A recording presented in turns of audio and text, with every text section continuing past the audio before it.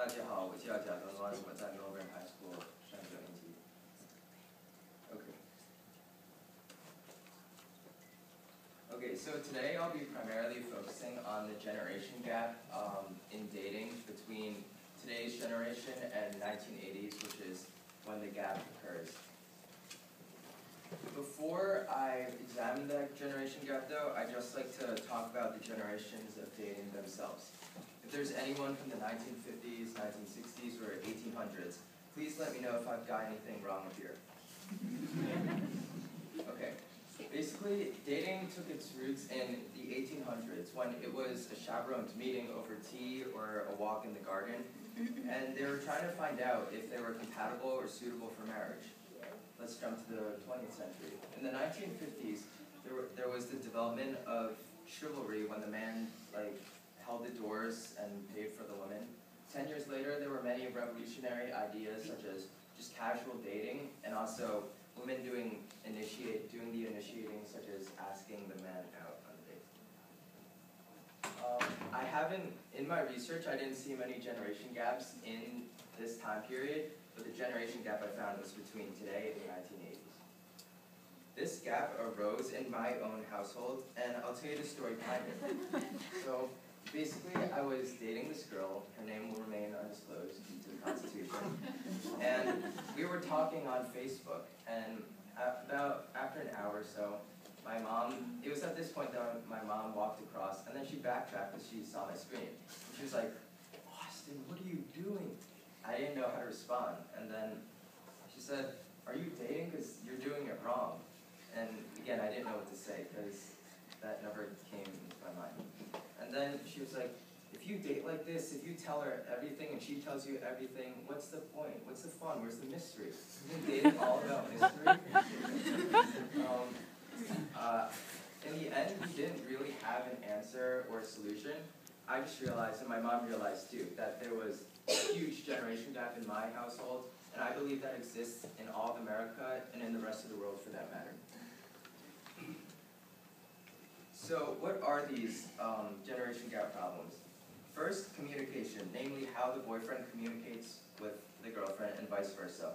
Whereas in the 1980s, they were dominated by home phone calls and letters. Today, there are more cell phone calls, texting, and this new thing called Facebook, which probably everyone uses. The second thing I found was that the age in which teenagers started dating differed.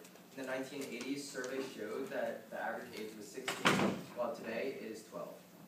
It's pretty young. But there are also many other areas of conflict which not many people think about, and I'll just name some of them right now. First, there's more online dating. 20% of young adults date online, and the area of conflict arises in that 20% of parents also think that it's bad. Second, there's more long-distance dating. 32.5% of all teenagers are in one, which is made easier by technology. Lastly, there's more abusive relationships, sadly. 1 in 5 couples are in one today, and once again, it's been made easier since the 1980s by technology. So, I'd just like to dedicate a couple slides on Chinese dating, because I think it's just a really special scenario. I hope people can agree there. So, what I've heard is that dating in high school is frowned upon. Can I just get a confirmation from the audience? Wasn't that common? Right? Okay. Well, even if people started dating in high school, they would usually go undercover, meaning they would hide themselves and date in secret. My parents were one of those couples. So,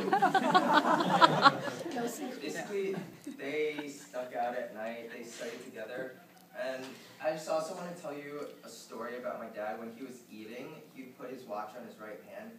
Every time he picked up his chopsticks and put it to his mouth to eat, he'd check his time, and every couple of minutes he would know what time it was, and if it was too late or too early to go meet my mom.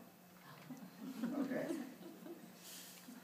So my parents were one exceptional couple who started dating undercover in high school, but everybody else probably waited until after high school and into college to date, which was probably what they thought was the acceptable age.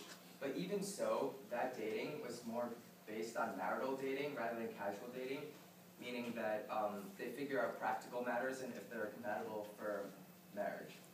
Which is unlike America, I found, where there's serial dating, casual dating, where they're just like fun activities that they do, and it's not primarily focused about marriage. So, these are my thoughts. Okay, so I'll just give you my thoughts on dating. First, I think that dating is a period of experimentation to figure out things like compatibility and preferences, but it should not be the primary focus. Instead, it should be more casual. It should be like a happy medium between what happens in America and what happens in China. I think dating should not be limited to a certain age frame because there's something new to learn in every age frame. When you're an adolescent, you learn the power of young love, where most learn how to begin, how to enjoy, but unfortunately how to accept being dumped. There's also the young adult stage where they learn the responsibilities of dating, such as mortgage payments, housing, how to take care of the car, and everything.